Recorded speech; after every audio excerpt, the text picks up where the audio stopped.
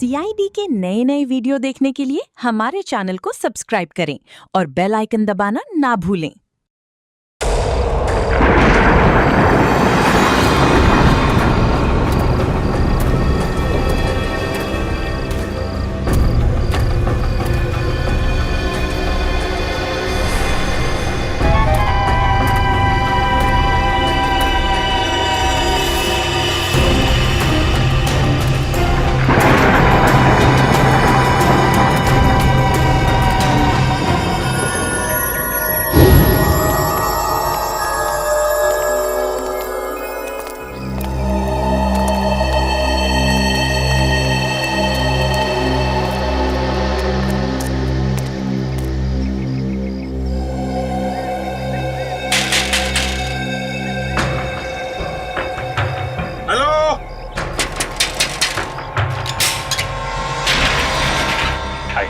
क्या है?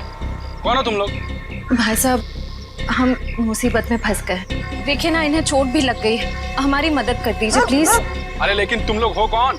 एक्चुअली वक्त के मारे शादी में जा रहे थे कि गाड़ी खराब हो गई और ऊपर से चोट भी लगी मुझे। क्या मदद कर सकता हूँ? एक फोन करना था, मेरे मोबाइल की बैटरी चली गई। सुबह जल्दी में चार्ज नहीं कर पाया ना, इसलिए एक फोन प्लीज प्लीज। भाई साहब प्लीज हमारी मदद कर दीजिए, एक फोन करने दीजिए प्लीज। ठीक है, अंदर आ जाओ। Thank you. घर में फर्स्ट एड बॉक्स है क्या? थोड़ा पट्टी बांध देते तो। हाँ, बैठिए, सब मिलेगा, बैठिए। Okay, thank you. यस। ओह, ये आपके पास पेन किलर है क्या? बहुत पेन हो रहा है। हाँ, वो भी मिलेगा। लीजिए, पहले आप पानी पीजिए। हाँ, या। मैं अपना मोबाइल और फर्स्ट एड बॉक्स लेकर आता हूँ, ठीक है? या।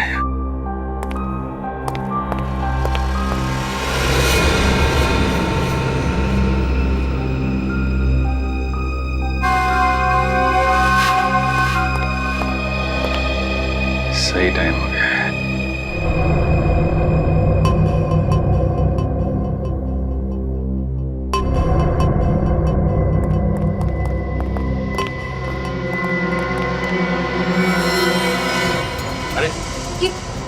ये बंदूक क्यों? तुम लोग भी बड़े बेवकूफ हो। मदद मांगना है, वो भी हमारे पास। कौन हो तुम लोग? लुटेरे, या तो फिर यूं कह लो कि खूनी। 2 खून तो हम कर चुके हैं और अब 2 और करेंगे, वो भी तुम्हारा। नहीं सर, प्लीज हमें मत मारिए प्लीज। ए, चुपचाप गहने निकाल, सारे गहने निकाल। तुम बहुत गलत कर रहे हो। कौन हो तुम लोग? CID।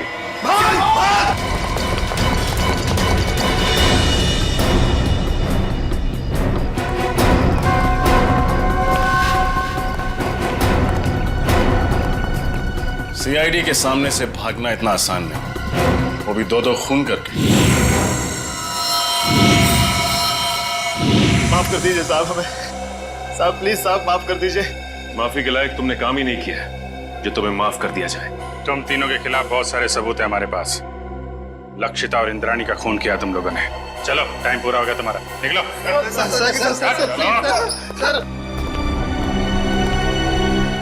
Good job.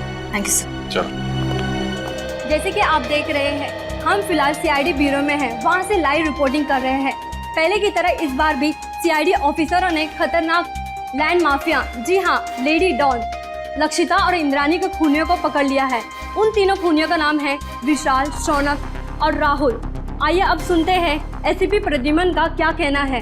लक्षिता और इंद्राणी, इन दोनों के खूनी पकड़े गए और उन्होंने अपना गुनाह कबूल भी किया है। मगर आप लोगों ने इन तीनों को इतनी जल्दी पकड़ा कैसे?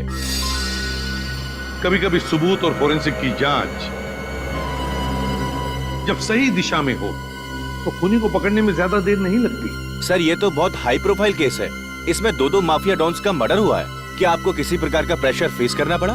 हाँ, कभी कभी प्रेशर तो होता ही है, मगर हमने सबूत भी ऐसे इकट्ठे किए कि उन्हें हम फांसी तक पहुंचा ही देंगे।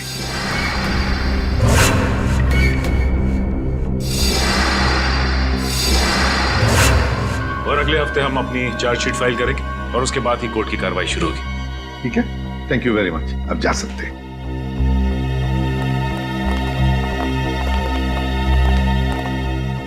क्या हुआ दया? चुप क्यों? क्या परेशानी है?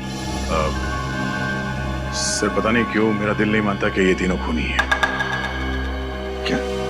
क्यों? सर फोरेंसिक रिपोर्ट और क्राइम सीन के इन्वेस्टिगेशन से तो यही साबित हुआ है कि खून उन तीनों ने ही किया है। तो सबसे बड़ी बात तो ये है सर कि उन तीनों ने अपना गुनाह कबूल कर लिया कि उन्होंने खून किए।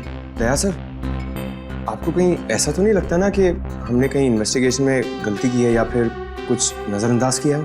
नहीं, वैसे तो हमारे इस डबल मर्डर की तहकीकात सही दिशा में जा रही है, हमेशा की तरह से। इस बार भी हमने सारे सबूत इकट्ठा कर लिए, पर पता नहीं क्यों मुझे कुछ सही नहीं लग रहा सर। जो दिख रहा है शायद वो है नहीं, और जो है वो दिख नहीं रहा। आसान के बोल। शादी कर रहा है? क्यों जा रहा है? क्या?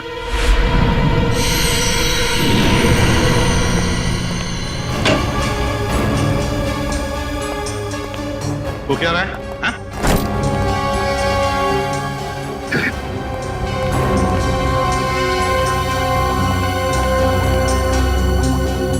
अरे डॉक्टर साहब, आखिर बात क्या है?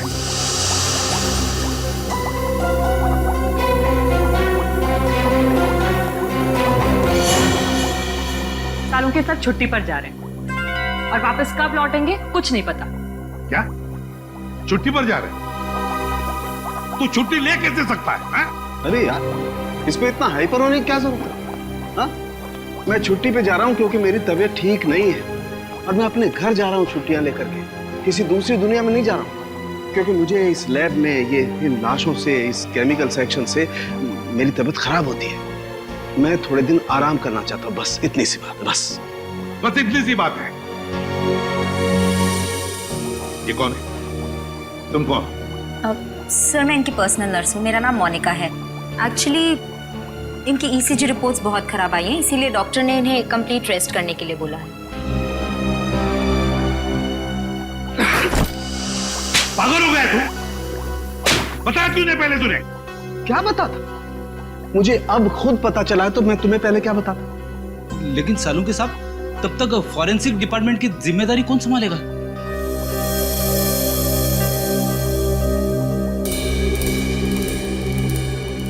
रेडी है, मुझे नहीं पता है। बॉस, किसी दूसरे फॉरेंसिक एक्सपर्ट को बुला लो। मैं कुछ दिन के लिए आराम करना चाहता हूं। मुझसे अब कुछ नहीं हो सकता है और मुझे नहीं मालूम मैं कब वापस लौटूंगा। Thank you.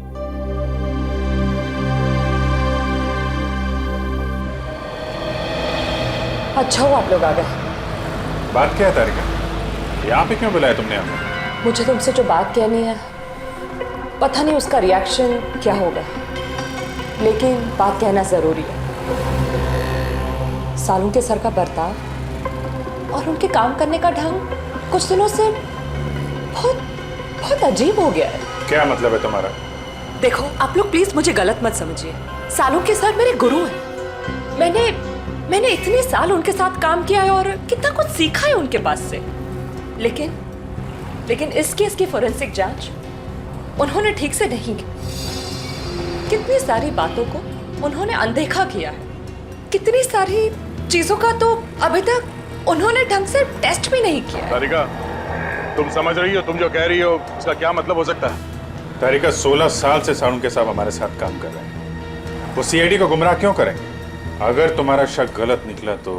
अगर आप लोगों ने मुझे गलत साबित किया तो सबसे ज्यादा खुशी मुझे ही होगी। डॉक्टर, तारिका की बातें अभी भी दिमाग में घूम रही है। आज तक कभी सालुन के साहब के लिए उसने कुछ नहीं कहा, लेकिन आज ये समझ में नहीं आ रहा है अब हमें क्या करना चाहिए। कभी लगता है कि डॉक्टर सालों के कभी ऐसा कर ही नहीं सकते, कभी लगता है कि मेरा शक सही था। कहीं ना कहीं इस केस में हमसे कुछ गलती हो रही है।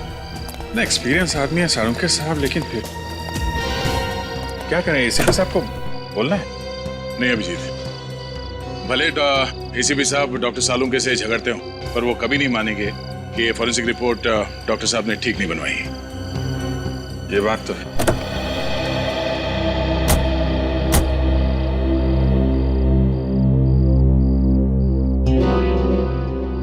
ये क्या है?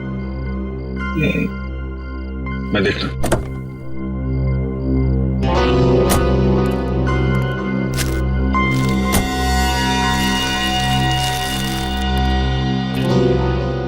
चॉकलेट पेपर जैसा लगता है। चॉकलेट पेपर इतने प्यार से फोल्ड करके किसी ने वाइपर पे क्यों रखा?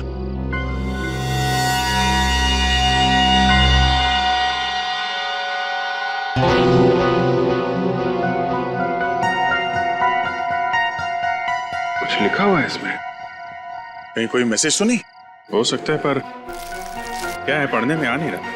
कर चले देख।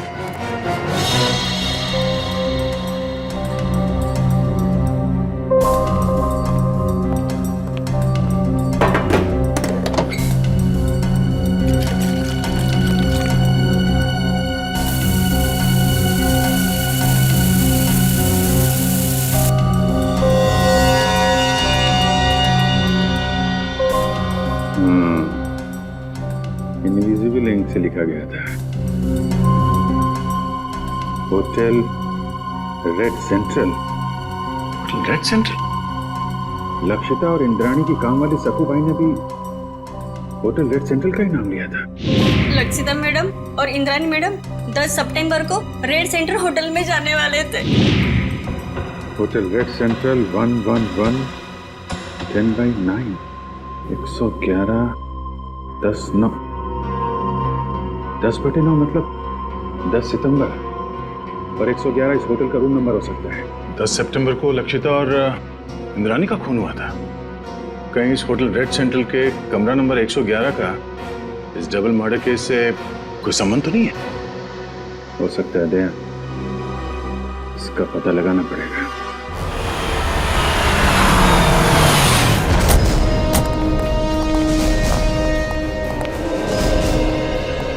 होटल का मैनेजर कौन है? सर वो रहे। कैसा? 10 सितंबर को कमरा नंबर 111 में कौन ठहरा हुआ था? कोई नहीं, वहां कोई गेस्ट नहीं रुका। देख, झूठ मत बोल, समझा? सर मैं झूठ नहीं बोल रहा हूँ, वो तो हमारा स्टाफ रूम है। स्टाफ? जी, वो हमारे असिस्टेंट मैनेजर अंगद को दिया गया है। अंगद? Assistant manager? जरा इस अंगद को बुला। सर वो तो अभी यहाँ नहीं। उनकी डिटेल्स तो होंगी आपके पास? Yes sir, right.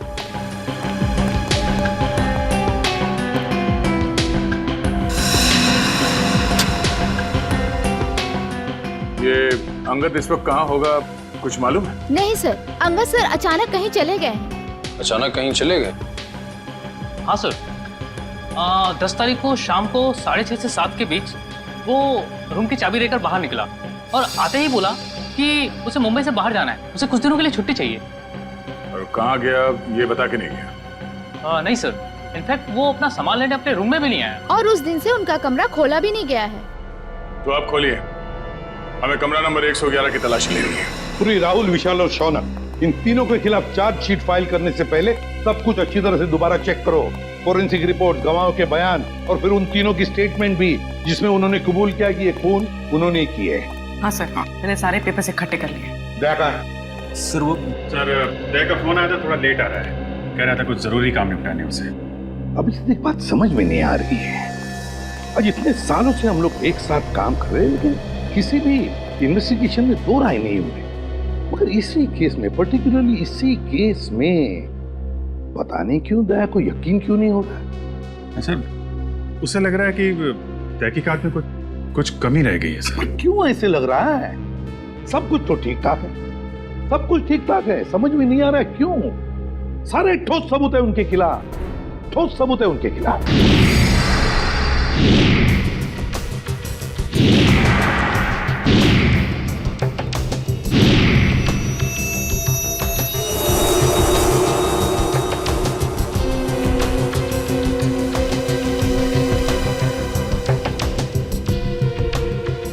Sir, Lakshita को माथे पे गोली मारी गई है और इंद्राणी को गले पे।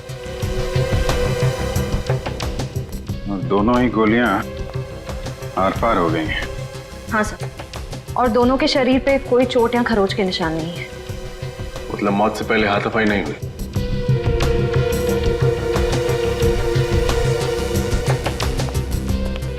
जब इन दोनों की मौत हुई तुम कहाँ थे? साहब आगे नाके पे पान की दुकान है, मैं वही पान खाने गया था साहब। ड्यूटी छोड़कर पान की दुकान के चक्कर लगाते हो? सब मेरी गलती है साहब। मैं जब वापस लौटा तो देखा वो तीनों खूनी भाग रहे थे साहब। तुमने खूनियों को भागते हुए देखा? हाँ साहब, लक्षिता मैडम और इंद्रानी मैडम के दुश्मन थे साहब। उनके हाथ में बंदूक भी थी साहब। कौन है दुश्मन उनका? सर वो विशाल, शौनक और राहुल।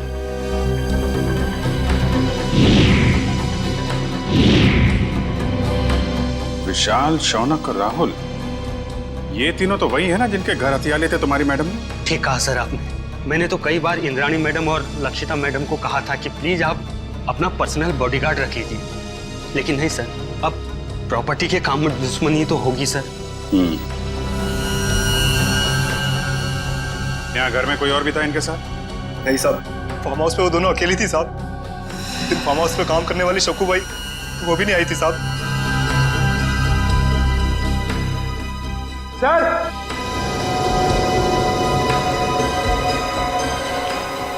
हाँ पंकज, सर ये देखिए, यहाँ पे ये खून है और जूते जैसा कोई निशान बना है वहां पे। शायद खूनी का हो सकता है, लेकिन सर खून यहाँ पर कैसे आया? हाँ सर, जब खूनी ने लक्षिता और इंद्राणी पे गोली चलाई तो वो लोग सोफे के आसपास बैठे हुए थे, तो खून वहां होना चाहिए था। खून यहाँ पे कैसे आया? ठीक है ना, लेकिन ये भी हो सकता है कि उनको गोली मारने के बाद खूनी यहाँ से भाग रहे हो और कोई सीढ़ी पे लड़खड़ा के गिर गया, चोट लग गई और खून निकल आया। सही हो सकता है। पंकज, ये दीवार पे जितने भी बुलेट्स हैं सबको निकालो और फोरेंसिक लैब भेज दो। सर फिर तो बैलिस्टिक रिपोर्ट से पता चल जाएगा कि लक्षिता और इंद्राणी पे यही गोलियां चली थी। करेक्ट। और उंगलियों के निशान और खून की जांच से यह भी पता चल जाएगा कि वो खून विशाल, शौनक और राहुल में से किसका है। एक काम करो, जितने भी आई विटनेस है सबके स्टेटमेंट लो और तुषार से साइन करा लो। सर। रजत, सक्कू भाई को बुलवाओ, पूछताछ करो उससे। सचिन, विशाल, शौनक और राहुल तीनों की फोटोग्राफ सारे पुलिस स्टेशन में भेजो। सारे मोबाइल वैन और चेक नाके पे भी भेजो। तीनों बच के जाने नहीं चाहिए। सक्कू भाई, मैं तुमसे कुछ सवाल पूछूंगा, सब सच सच बताना। साहब, सक्कू भाई कभी झूठ नहीं बोलती। अच्छी बात है। आज तुमने लक्षिता मैडम और इंद्राणी मैडम के बर्ताव में कुछ अजीब पाया था? नहीं साहब। अच्छा, राहुल, शौनक और विशाल, इन तीनों का तुम्हारे मैडम के साथ कभी कोई झगड़ा हुआ था? नहीं साहब, मैंने कभी कोई झगड़ा नहीं देखा। तुम्हारी दोनों मैडम यही रहती? नहीं साहब, शनिवार रविवार को आराम करने के लिए वो फार्म हाउस आ जाते थे और सोमवार को चले जाते थे साहब। और कुछ याद है तुम्हें? हाँ साहब, लक्षिता मैडम और Indrani madam hotel red centre में जाने वाले थे। तुम्हें अच्छी तरह याद है कि वो होटल रेड सेंट्रल ही जाने वाले थे? हाँ साहब, मुझे पक्का याद है ना, मैडम ने खाना बनाने के लिए मुझे मना किया था। और हाँ साहब, वो किसी के साथ डिनर करने को जाने वाले थे, लेकिन वो गए नहीं गए मुझे कुछ भी नहीं पता है साहब। मैं वहां से भी चली गई। Hotel red central. इतने सारे सबूत मिले अभिजीत, उंगलियों के निशान, फिर वो गोलियां भी जिससे खून हुआ है, और फिर गवाहों के बयान भी। वही तो सर, उन तीनों के पास इंद्राणी और लक्षिता को मारने का कारण भी था, क्योंकि उन्होंने उन तीनों को बेघर किया था। यहाँ तक कि वॉचमैन ने भी उन्हें खून करके भागते हुए देखा था। और साळुंखे साहब ने भी बताया है, उन्हीं की गोलियों से मौत हुई है लक्षिता और इंद्राणी की। साळुंखे की रिपोर्ट कभी गलत नहीं होती, कभी गलत नहीं होती। लेकिन इस केस की फोरेंसिक जांच उन्होंने ठीक से नहीं की।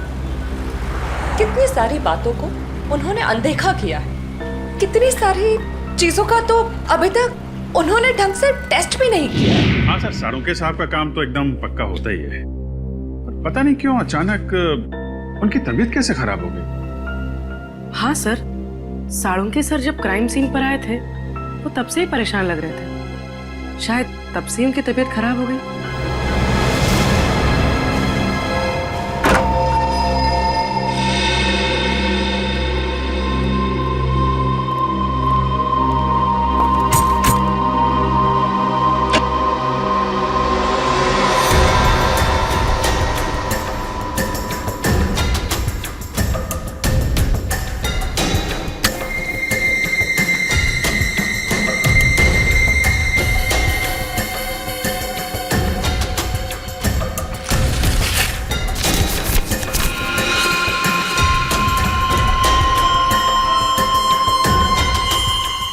तो ब्लड सैंपल कलेक्ट करने की बॉटल है।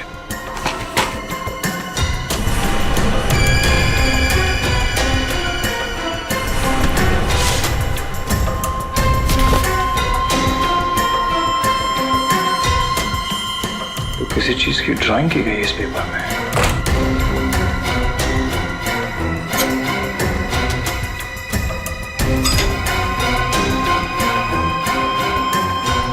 उंगलियों के निशान।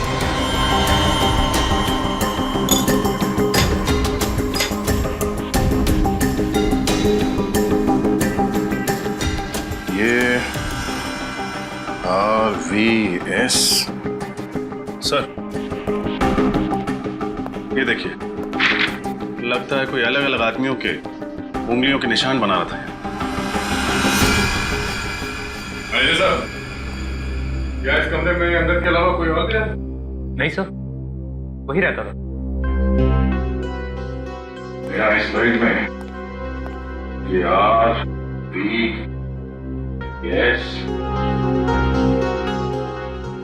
RVS क्या हो सकता है सर? कहीं ये R से राहुल, S से शौनक और V से विशाल तो नहीं? सर, लेकिन अंगद ने इन तीनों के फिंगरप्रिंट्स उठाए कहां से? पानी के गिलास पर से या फिर टेबल के ऊपर से?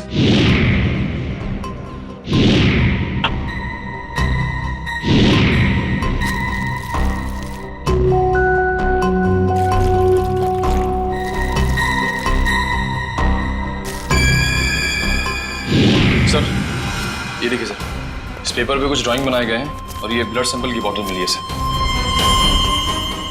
तो लगता है इंद्रानी और लक्षिता के मर्डर में ये संगत का हाथ है सर। ये काम करो, ये सारे सबूत और ये ब्लड स्लाइड्स इसे डॉक्टर तारिका के पास भेज दो। हमें इस अंगद को जल्द से जल्द ढूंढना होगा। बहुत बड़ा हाथ है उसका इस केस में।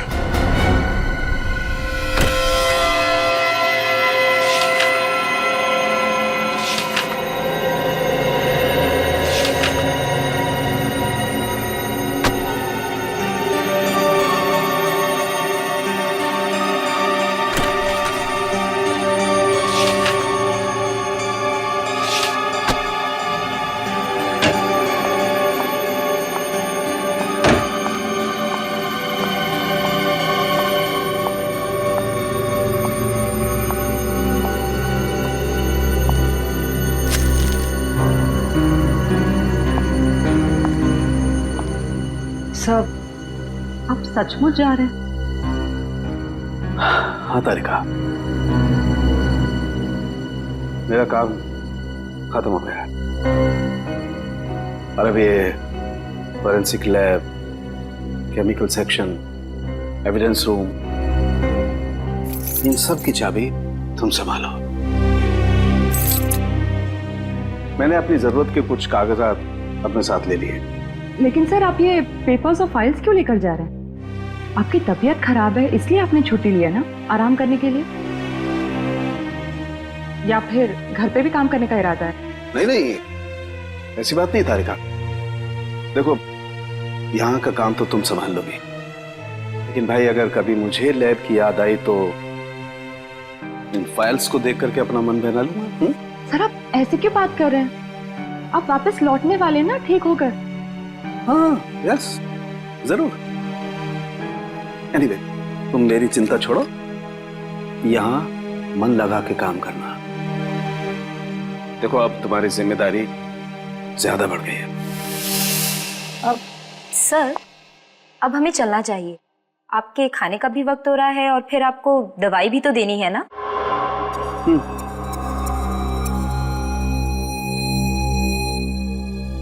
ओके तारिका।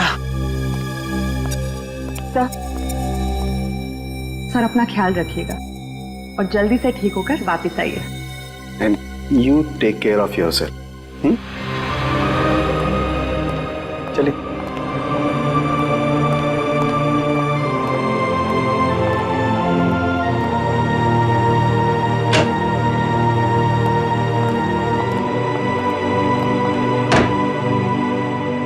अंगद के कमरे से मिले सबूतों की जांच शुरू करनी पड़ेगी।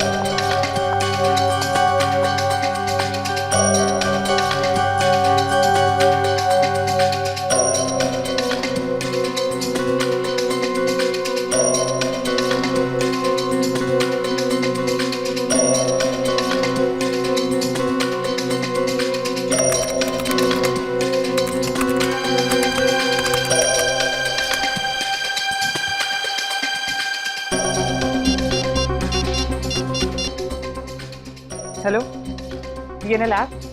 जी मुझे डीएनए की जांच करवानी है। हाँ, स्लाइड और रेफरेंस फाइल दोनों भी रेडी है। डॉक्टर सालुंके एक्चुअली सालुंके साथ छुट्टी पे है और उनके जगह जो नए हेड ऑफ द डिपार्टमेंट आने वाले हैं उन्हें ज्वाइन करने में थोड़ा टाइम है, लेकिन मैं इस केस में बिल्कुल डिले नहीं कर सकती, इसलिए प्लीज़ आप रिपोर्ट जल्द से जल्द रेडी कर दीजिए। Okay, thank you very much.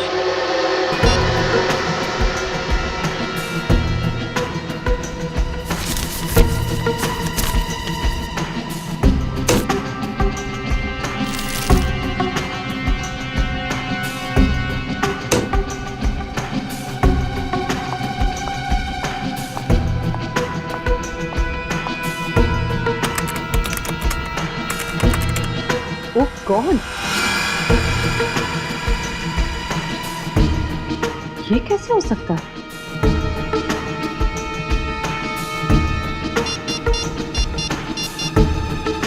Hello,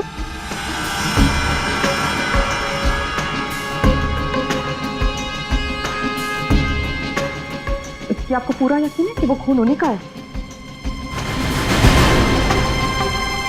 न जाने डॉक्टर तारिका को आप क्या पता चला है। जब उनका फोन आया था तो काफी परेशान लग रही थी। कोई तो बड़ी बात होगी अभिजीत। मुझे लगता है लक्षिता और इंद्राणी के मर्डर केस को रीओपन करना चाहिए और नए सिरे से तहकीकात करनी चाहिए। हमारा शक सही निकला। फिंगरप्रिंट और डीएनए रिपोर्ट।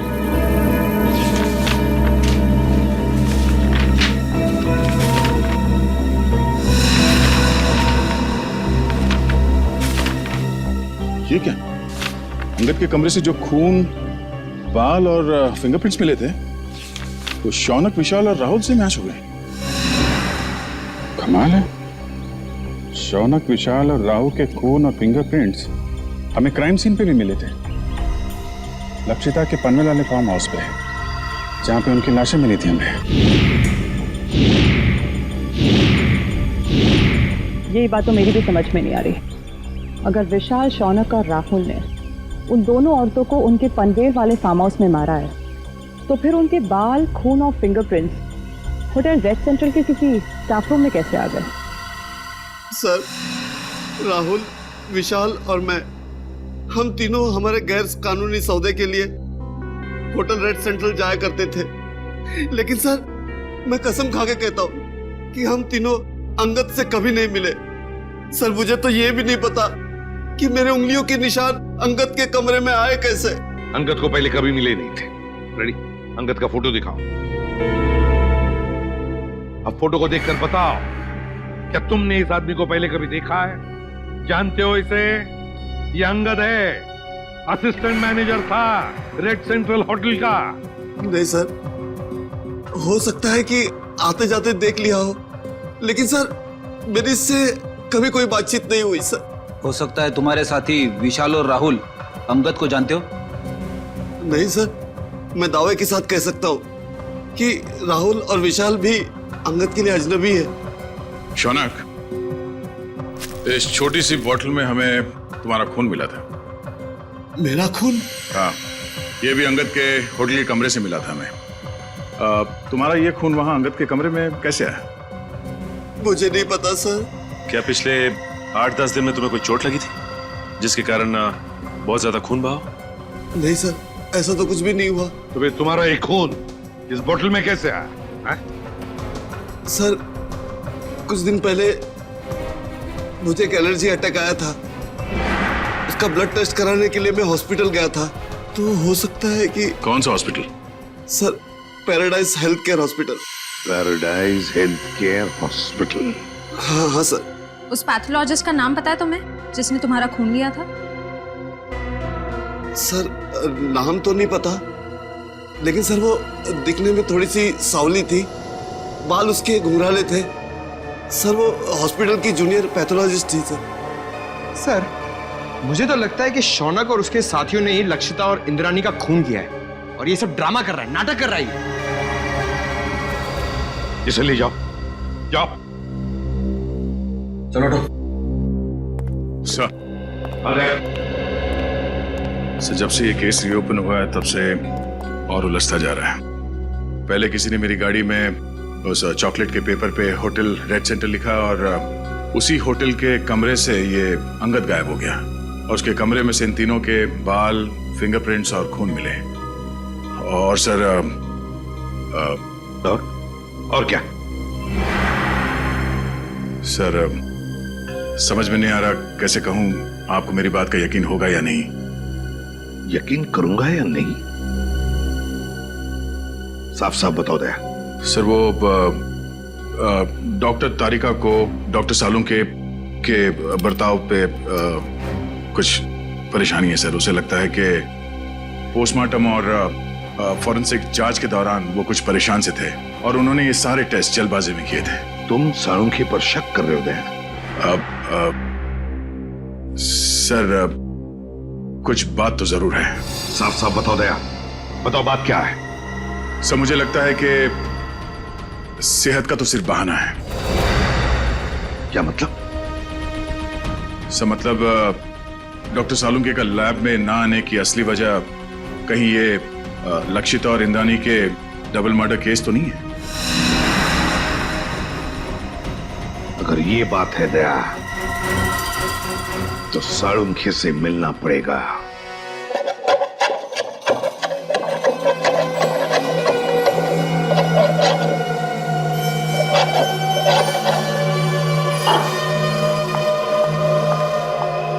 खाना काम कर रहा हूं ना, देखने दे, रख दो, बाद में खाऊंगा। आप रुकिए, मैं देखती हूँ।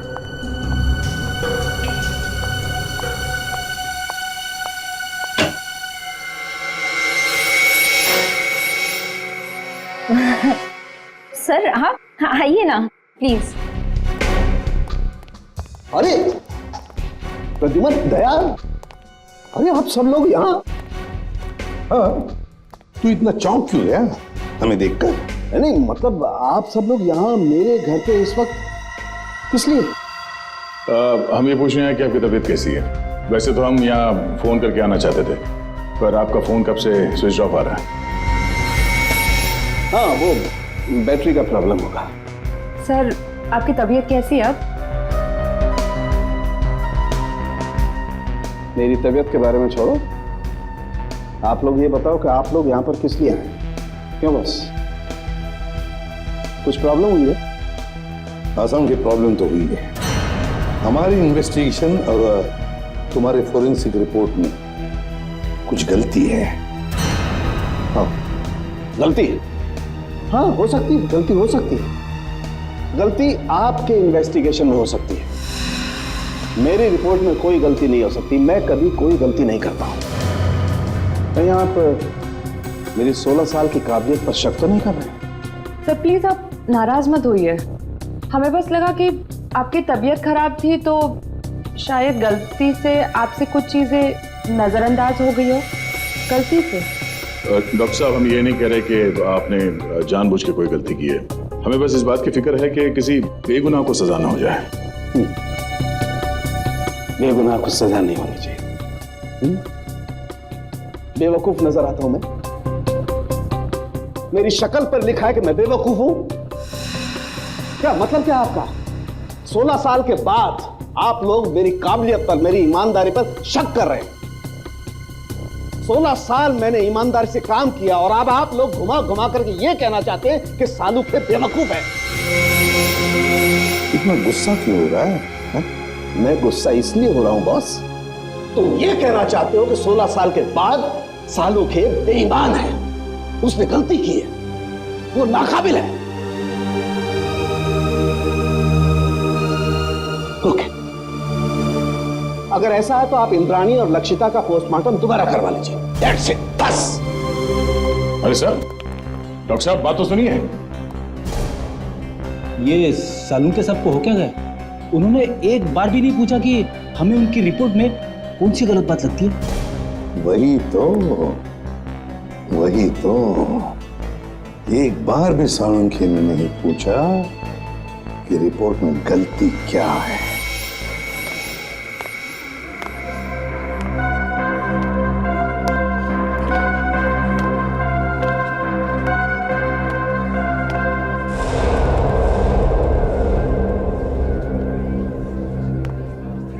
भाई साहब, हाँ ये स्लिप देखकर बताइए। हाँ, आप इस डोर से अंदर चले जाइए।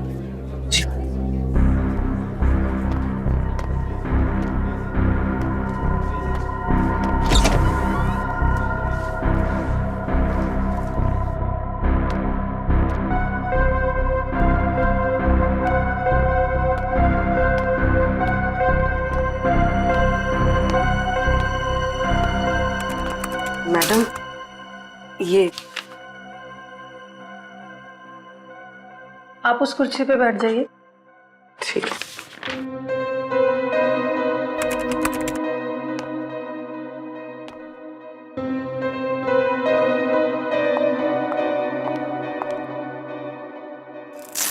अपना हाथ दीजिए।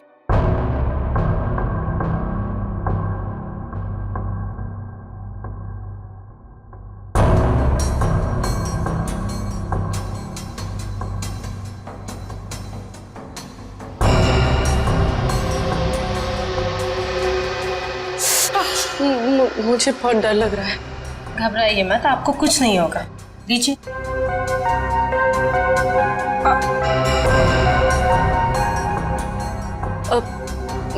मेरा एक दोस्त है, मुझे उसकी ब्लड रिपोर्ट पिकअप करनी है, तो मुझे उसकी रिपोर्ट मिलेगी? पेमेंट स्लिप है आपके पास? स्लिप तो नहीं लाई हूँ, लेकिन उसकी रिपोर्ट्स बहुत अर्जेंट है। वो बीमार है तो आ नहीं सकता। उसका नाम शौनक है। ठीक है, मैं चेक करके आपको बताती हूँ। लेकिन मैंने तो किसी शौनक की रिपोर्ट नहीं देखी, और अगर होती तो रिकॉर्ड में होती। आप यहीं पे रुकिए, मैं देख के बताती हूँ।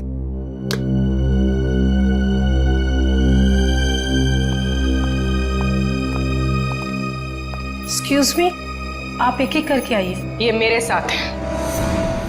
आपके साथ है तो आप इन्हें कहिए कि बाहर इंतजार करें। सीआईडी किसी का इंतजार नहीं करती। सीआईडी? शौनक की रिपोर्ट कहाँ है? जल्दी बताओ। मुझे नहीं पता, मैं सच कह रही हूँ, मुझे कुछ भी नहीं पता। क्या किया तुमने शौनक के ब्लड सैंपल के साथ? मैं सच कह रही हूँ, मुझे कुछ नहीं पता इस बारे में। कुछ नहीं पता? कुछ नहीं पता? मुझे कुछ नहीं पता सर, मुझे कुछ नहीं पता। मैं सच कह रही हूँ, मुझे कुछ नहीं पता। हमें पता है। ये रहा वो ब्लड सैंपल। जब तुमने शौनक का ब्लड टेस्ट किया ही नहीं, तो उसकी रिपोर्ट कहां से बनती? अब बताओ, किसके कहने पे किया है तुमने ये सब? नाम बताओगी या एक और थप्पड़ खाना है? नहीं, अंगद नाम है उसका। अंगद? हाँ, वो मेरे कॉलेज का फ्रेंड है। उसी ने मुझे ये सब करने के लिए कहा था। ये अंगद है कहाँ? मुझे कुछ नहीं पता, मैं सच कह रही हूँ, मुझे कुछ नहीं पता। अंगद ने तुम्हें बताया था कि उसे शौनक का खून किस लिए चाहिए? नहीं, लेकिन मैंने उसे फोन पे बात करते हुए सुना था। वो किसी से कह रहा था कि गाड़ी मोड़ वाली बेकरी के पास ले आओ। मैंने दोस्त समझ के उसका काम कर दिया और बिल्कुल भी सीरियसली नहीं लिया। बाद में मुझे भी शक हुआ कि वो इस खून का कुछ गलत इस्तेमाल करने वाला है। मैं सच कह रही हूँ। अंगद ने शौनक के खून का इस्तेमाल तो किया, लेकिन क्यों? तारिका, राहुल, विशाल और शौनक, ये तीनों खूनी अंगद को जानते तक नहीं थे। फिर भी उनके उंगलियों के निशान उसके होटल के कमरे में मिले। इसका मतलब है फोरेंसिक इन्वेस्टिगेशन में कोई ना कोई गलती हुई है। बस दोबारा पोस्टमार्टम करना पड़ेगा। आप क्या कह रहे हैं एसीपी सर? डॉक्टर सालुंखे ने तो बस गुस्से में दोबारा पोस्टमार्टम के बारे में कहा था, क्योंकि उन्हें लगा कि हम सब उन पर शक कर रहे हैं।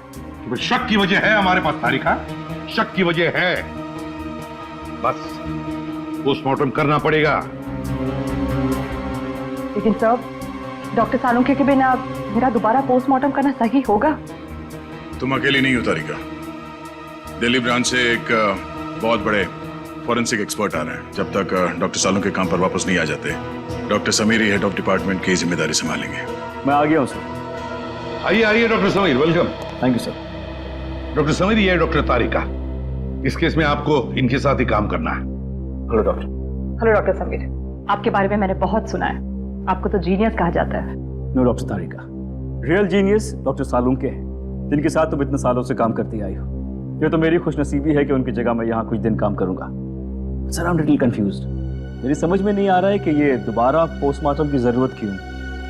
डॉक्टर समीर, ये फैसला क्यों किया ये आपको पोस्टमार्टम करने पर ही पता चलेगा। ठीक है सर, फिर मैं अपना काम आज से ही शुरू करता हूँ प्लीज। बिकॉज दोबारा पोस्टमार्टम करना ज्यादा मुश्किल है, ज्यादा वक्त लगता है इसमें। Thank you sir, nice meeting you. Can be doctor.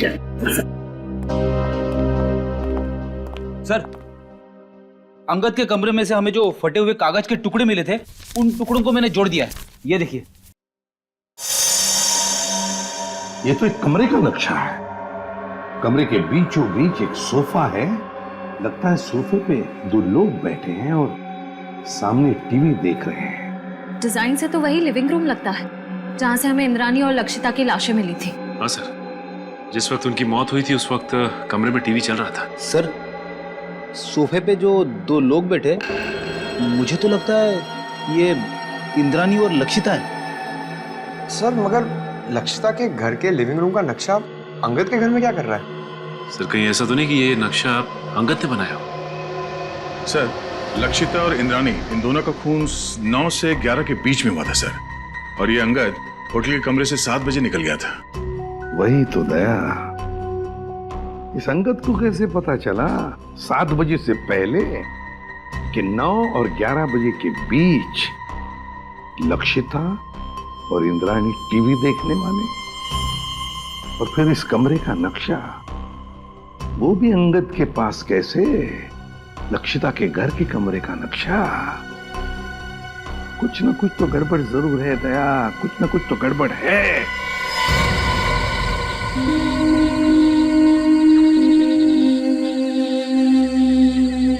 आप लोगों ने पुलिस बीट को फोन किया था? जी हाँ। क्या हुआ यहाँ पे? हम लोग यहाँ से जा रहे थे तो इस कार को इस हालत में देखा तो आपको फोन किया। आगे की सीट में एक आदमी है, शायद मर गया है।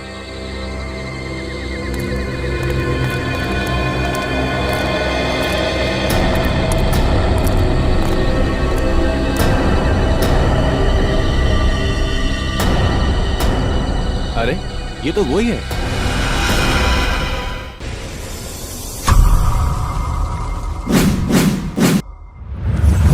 CID के नए नए वीडियो देखने के लिए हमारे चैनल को सब्सक्राइब करें और बेल आइकन दबाना ना भूलें।